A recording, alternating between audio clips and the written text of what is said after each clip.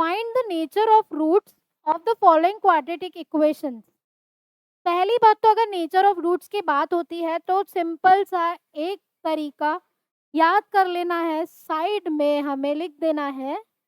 पहली बात तो इक्वेशन जो क्वाड्रेटिक होती है उसकी फॉर्म क्या होती है, a x square plus b x plus c equals to 0। Nature of roots की बात होती है तो दिमाग में क्लिक कर देना चाहिए कि डिस्क्रिमिनेंट की बात हो रही है। डिस्क्रिमिनेंट मतलब बी स्क्वायर माइनस 4ac।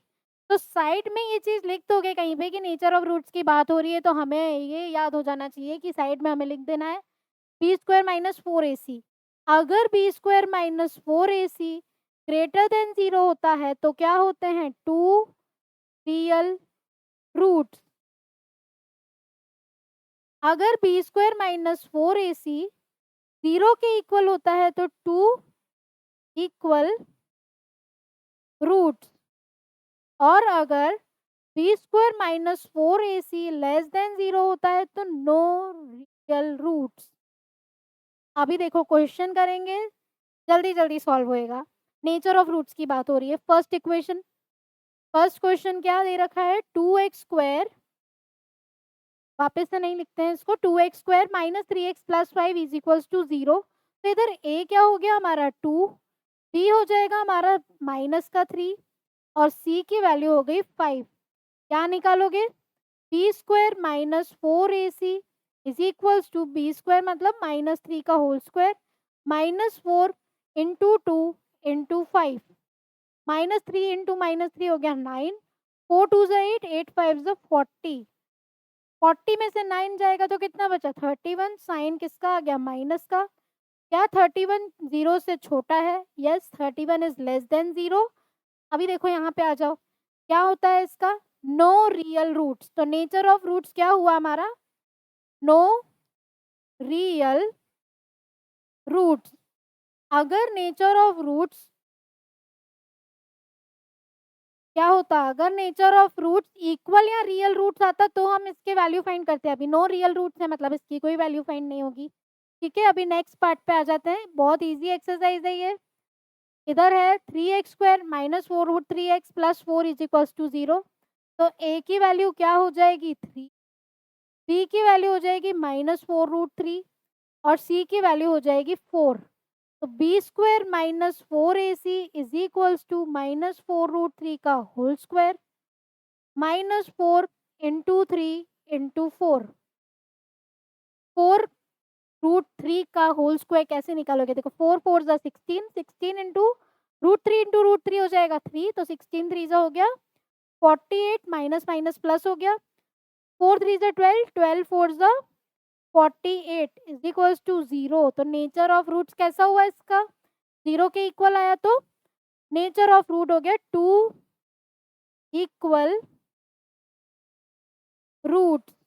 अभी भाई रूट्स तो इक्वल आ गए, अब निकालें कैसे, कैसे निकालोगे, देखो फॉर्मूला याद होना चाहिए हमें। वो फॉर्मूला भी यहाँ पे एक जगह लिख देंगे, minus b plus minus under root b square minus 4ac upon का 2a। अभी देखो बी स्क्वायर माइनस 4ac तो हमारा आ गया 0 के इक्वल। तो x की वैल्यू हो जाएगी minus b upon 2a comma minus b upon 2a। तो x की वैल्यू क्या होएगी, b की वैल्यू क्या है माइनस का 4√3, ये भी माइनस का 4√3। तो 4√3 upon 2 into 3 which is equals to, देखो क्या हो जाएगा 2 1 ज़ा 2, 2 2 ज़ा 4। तो 2√3 अपॉन 3। तो ये क्या हो गया हमारा इसका आंसर। तो रूट्स क्या हो गए हमारे, क्योंकि इक्वल है तो 2/3√3 कॉमा 2/3√3। ओके, थर्ड पार्ट पे आ जाते हैं, लास्ट पर। इसका थर्ड पार्ट क्या दे रखा है, 2x² minus 6x plus 3 equals to 0। तो a की वैल्यू क्या हुई यहाँ पे 2, b की वैल्यू हुई माइनस का 6 और c की वैल्यू हो गई 3। तो बी स्क्वायर माइनस 4ac कितना हो जाएगा, माइनस 6 का whole square minus 4 into 2 into 3। Minus 6 into 6 हो जाएगा 36, 4 2 ज़ा 8, 8 3 ज़ा 24। 36 में से 24 गया तो 8, 8 क्या होता है ग्रेटर देन 0। तो नेचर ऑफ रूट्स क्या हो गया, 2 distinct real roots equals to 0 होता है तो 2 इक्वल रूट्स आ जाते हैं, यहाँ पे अलग अलग अलग अलग रूट्स आएंगे। तो कैसे निकालोगे, x is equals to -b, -b मतलब देखो माइनस माइनस 6 हो जाएगा 6 plus minus under root p square minus 4ac, तो हमारा √8 आया, मतलब 8 आया ये, तो √8 अपॉन 2a मतलब 2 इंटू 2 हो जाएगा 4। ये देखो ये हो जाएगा 6 प्लस माइनस √8 को क्या लिख सकते हैं, 2√2 अपॉन 4। तो यहाँ पे देखो ये 2 से कैंसिल होएगा तो 2 3 ज़ा 6, 2 1 ज़ा 2, ये हो जाएगा √2 अपॉन 2 2 ज़ा 4। तो दो रूट्स हमारे कौन से हो गए, एक तो 3 प्लस √2 अपॉन 2, 3 माइनस √2 अपॉन 2, ठीक है।